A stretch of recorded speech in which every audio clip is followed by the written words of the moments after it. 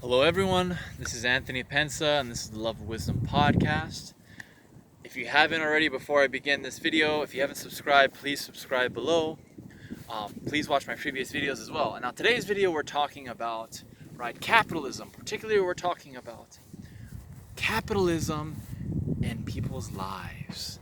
What do I mean by that? Capitalism related to people and what they do on a daily basis. And I don't mean people like the average elite. I mean the average American, the average person who has a paycheck, the average person who works every day to survive, to pay rent, right? To pay off a mortgage, to pay off a loan for their car, to pay off whatever debts they owe, right? College students to pay off debts for college.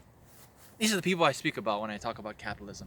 The average person in America, right? The average Joe, whatever you want to call him, that person who spends his whole life mostly working to achieve some end. How does capitalism fare for that person? Well, think of it like this.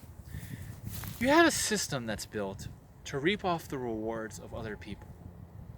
The people who work in an industry or a company, they work for a boss. They work for a supervisor, they work for a manager, they work for a general manager, they work for a CEO, right? The top head executive who controls and allocates resources for these individuals to fall underneath company policies. And the list goes on and on and on, particularly the company's procedures and policies and legal responsibilities for that individual to actually gain and to gain a position in the company to work. What is the problem with this? Well, what is the system itself, right? How does this really cause us as human beings, the average American or average worker around the world, right? How does a capitalist system benefit us? Well, for many people, it does benefit them. It gives them jobs, right? It has a lot of positives. It gives them out of poverty. They have an education, they have income, they have work, right? They're able to travel sometimes. They're able to eat delicious food. They're able to exercise, they're able to do different things because they have more money, because they have a job.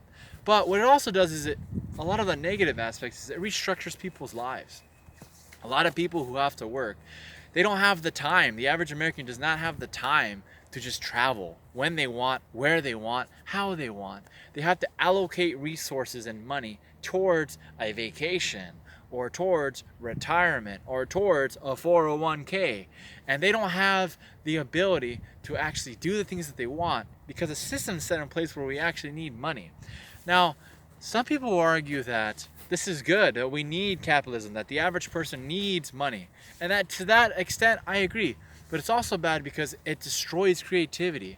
It destroys the individual life. It destroys the flow of personal human nature, of human beings, because we're structured to do things that we don't like, to go to jobs that we don't like, to live in a rat race in a museum, or not a museum, in a city, but as if a museum, to showcase our talents to the world and to the people we work for, to earn a living doing something we don't like.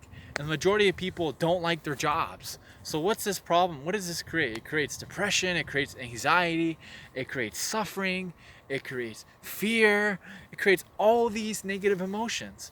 And then you think to yourself, well, what's the point of this, right? You start to realize, or at least people start to rationalize, why do we even live in a capitalist society?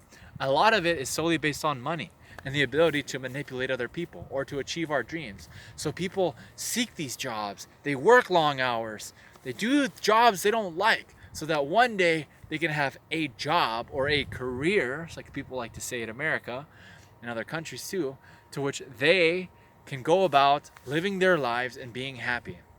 See, the problem with that is that the nature of the structure of capitalism. You have the CEO, and then you have the workers, and then you have the management, the HR, and these people are used to regulate one another, and it creates issues and problems.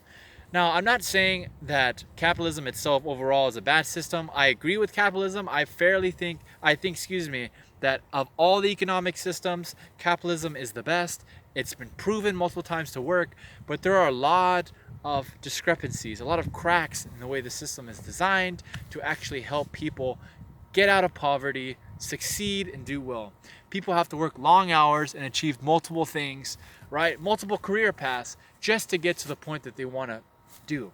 Now in this series, I'm going to be talking a lot about, right, negative aspects of capitalism, but also very positive aspects of capitalism and the philosophical implications. Now, a lot of people, particularly some people may know of Adam Smith talking about in The Wealth of Nations that capitalism itself is based on a system of wealth, and that wealth is gained through, right, he says, different aspects of the land and the resources, and being able to use those land and resources to actually create an economic system to benefit the individual and the economy.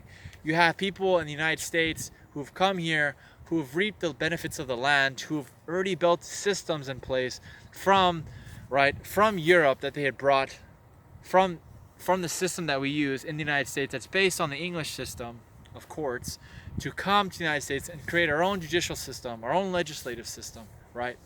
Our three branches of government, of checks and balances that exist, the Constitution, the Bill of Rights, Articles of Confederation, and other federal documents that are used to establish positions of power to allow certain people, industries to be established, right? To allow the world around us to have, buildings behind me, or regulation, marketing, right?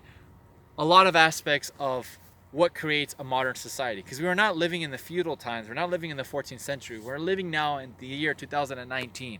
And to what I understand, it is July here. It's very sunny and beautiful here and where I am currently. But there are a lot of different avenues and different perspectives of how it will grow. Now, economically speaking, there's a whole complicated issue with that, but philosophically, there's a notion of how do we as human beings adapt, and how do we learn to understand what capitalism has in our lives? How do we grow? How do we know that the capitalism that we've been succumbed to, forced to live in, is really the right perspective, right reality for human beings? Well, for one thing, if we look at history and we look at what actually occurred in ancient China, or we look at, right, the ancient societies around us, we can see that capitalism has fared the greatest and fared the best. There have been issues in ancient Rome, there have been issues with capitalism being used in Europe, as well as the spread of capitalism in the modern society towards the 19th century when it was created. But we can see that capitalism itself has fared greater and better, has brought so many people out of poverty, billions of people, simply because it offers an initiative to work and to gain poverty. But for the majority of Americans, we're already at a standard to where we don't fight as hard. But for first generation Americans, such as myself, there's more of a struggle and there's more of a basis to actually achieve greatness, to achieve well-being within the world. Now, I know that there's people who work very hard and very long hours and do not like hearing ridicule about the system that's developed. But there has to be a critique. There has to be an analysis of why the system is the way it is and how to prevent it. And I think towards a lot of the bigger issues, more of in detail what I'll be speaking about is will be written in my book that I'll be publishing in the near future, and I'll be releasing the title later on in YouTube when I'm done with my book so that you guys can all know about it. But there's such a complex notion and problems that are associated with how capitalism is used, right? How capitalism is used in our modern world, how it's used to teach people about their reality, that if they were to work so hard and work so many hours and do so much overtime, one day they'll have the freedom and the liberty to do what they want.